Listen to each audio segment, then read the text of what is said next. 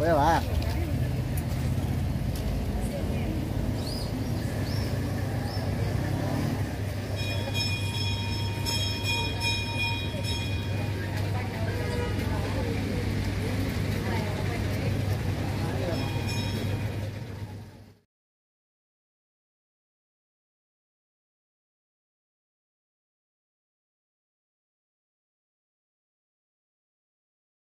భాస్కర్ రెడ్డి శ్రీ శక్తి చాముండేశ్వరి దేవాలయ ధర్మకర్తని.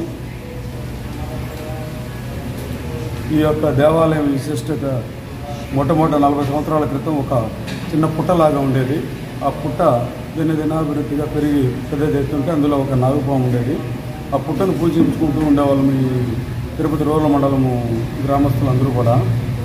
అది దినదినాభివృద్ధి పుట్ట పెరుగుతూ వచ్చేటప్పటికి ఒకరోజు మా మిత్రుడు ఒక అతనికి అమ్మవారి కల్లోకి వచ్చి దేవాలయం నిర్మించాలని చెప్పడంతో ఆ రోజు అతను నాకు ఉదయాన్నే వచ్చి చెప్పి మేము అందరూ మాట్లాడుకొని మైసూరు నుంచి అమ్మవారిని స్టాచ్యూ తయారు చేయించి తీసుకొచ్చి అమ్మవారిని పెట్టడం జరిగింది.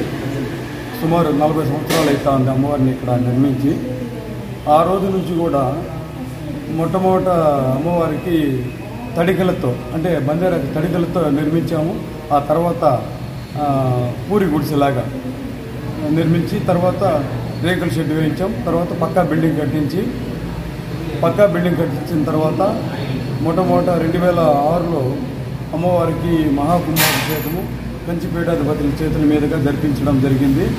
తర్వాత 2018లో కొత్తాలం పీఠాధిపతి మన సిద్ధేశ్వరానంద స్వామి వారి చేతుల మీదుగా కుంభాభిషేకం జరిపించడం జరిగింది. ఆ విధంగా మేము ఒక ట్రస్ట్గా ఏర్పాటు చేసుకొని భక్తుల యొక్క సహాయ సహకారాలతో ఈ దేవాలయాన్ని ఇంత డెవలప్ చేయడం జరిగింది.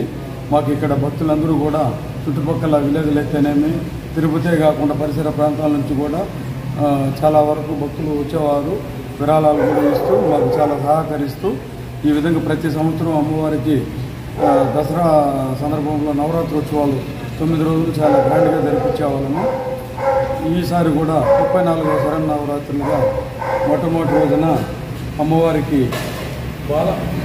బాల త్రిపుర సుందరి దేవి అలంకారంలో తీర్చిదిద్దడం జరిగింది. అదేవిధంగా 2వ రోజున లక్ష్మీదేవి అలంకారము, 3వ రోజున గాయత్రీదేవి అలంకారము, 4వ రోజున అన్నపూర్ణాదేవి అలంకారము, 5వ రోజున మహేశ్వరీదేవి అలంకారము, 6న దుర్గాదేవి అలంకారము, 7న సరస్వతీదేవి అలంకారము, 8 లలితా త్రిపుర సుందరి దేవి అలంకారము, 9 శ్రీ మహిషాసుర మర్దిని దేవి అలంకారము, 10 లాస్ట్ దసరా రోజున శ్రీ రాజరాజేశ్వరి దేవి అలంకారంలో అమ్మవారు ఈ సంవత్సరం 10 రోజులు రావడం జరిగింది.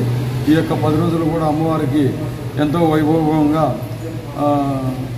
ప్రత్యేక అభిషేకాలు, అలంకారములు, హోమము, మధ్యాహ్నం 12 గంటలకి అన్నదాన కార్యక్రమము ఈ విధంగా నిర్వహిస్తూ చాలా విశేషంగా జరుగుతున్నాయి ఈ కార్యక్రమాలు.